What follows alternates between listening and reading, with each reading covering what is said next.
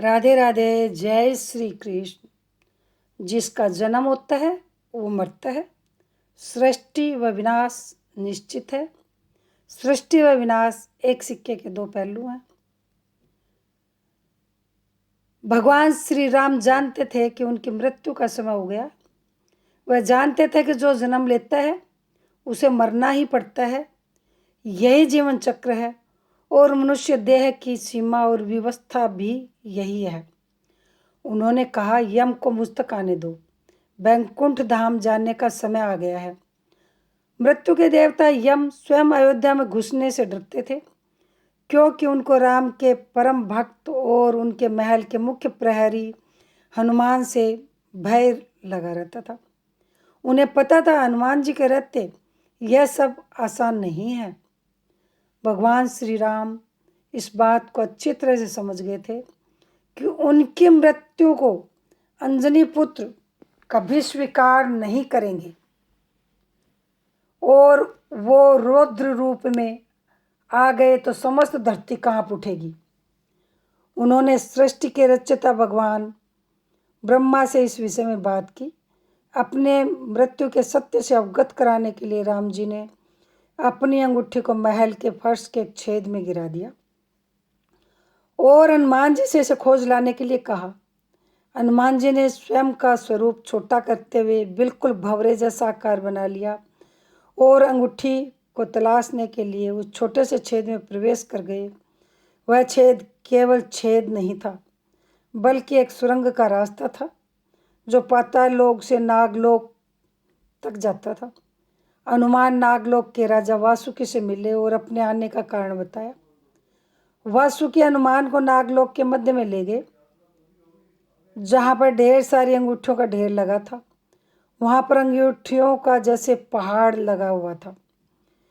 यहाँ देखिए, आपको श्री राम की अंगूठी अवश्य ही मिल जाएगी, वासुकी ने कहा। हनुमान जी सोच में पड़ गए कि वो कैसे उसे ढूंढ पाएंगे। यह भुस्से में सुई ढूंढने जैसा था, लेकिन उन्हें राम जी की आज्ञा का पालन करना ही था। तो राम जी का नाम लेकर उन्होंने अंगूठी को ढूंढना शुरू किया। सौभाग्य कहें या राम जी का आशीर्वाद या कहें हनुमान जी की भक्ति, उन्होंने जो पहली अंगूठी उठाई वो राम जी की अंगूठी थी। उसकी खुशी का ठिकाना नहीं रहा। वो अंगूठी लेकर जाने को हुए, तब उन्हें सामने दिख रही एक और अंगूठी जानी पहचानी सी लगी। पास जाकर देखा तो वे आश्चर्य से भर गए। दूसरी अंगूठी भी उन्होंने उठाई तो वो भी राम जी की ही अंगूठी थी। इसके बाद तो वो एक के बाद एक अंगूठियाँ उठाते गए और हर अंगूठी श्री राम जी की ही निकलती रही। उनकी आंखों में अश्रुधारा फूट पड़ी। वासुकी, यह प्रभु की कैसी माया है, यह क्या हो रहा है, प्रभु क्या चाहते हैं? वासुकी मुस्कुराए और बोले, जिस संसार में हम रहते हैं वह सृष्टि और विनाश के चक्र से गुजरती है, जो निश्चिंत है, जो अवश्यंभावी है। इस संसार में प्रत्येक सृष्टि चक्र को एक कल्प कहा जाता है। हर कल्प के युग या 4 भाग होते हैं। हर बार कल्प के दूसरे युग में अर्थात त्रेता युग में राम अयोध्या में जन्म लेते हैं। एक वानर इस अंगूठी का पीछा करता है, यहाँ आता है और हर बार पृथ्वी पर राम मृत्यु को प्राप्त होते हैं। इसलिए सैकड़ों हजारों कल्पों से चली आ रही अंगूठियों का ढेर है। सभी अंगूठियाँ वास्तविक है, सभी श्री राम की है। अंगूठियाँ गिरती रही है और उनका ढेर बड़ा होता रहा। भविष्य के रामों की अंगूठियों के लिए भी यहाँ पर्याप्त स्थान है। हनुमान एकदम शांत हो गई। तुरंत समझ गए कि उनका नागलोक में प्रवेश अंगूठियों के पर्वत से साक्षात्कार कोई आकस्मिक घटना नहीं थी, बल्कि यह प्रभु श्री राम का उन्हें समझाने का मार्ग था कि मृत्यु आने से रोका नहीं जा सकता। राम मृत्यु को प्राप्त होंगे ही, पर राम वापस आएंगे, यह सब फिर दोहराया जाएगा। यही सृष्टि का नियम है।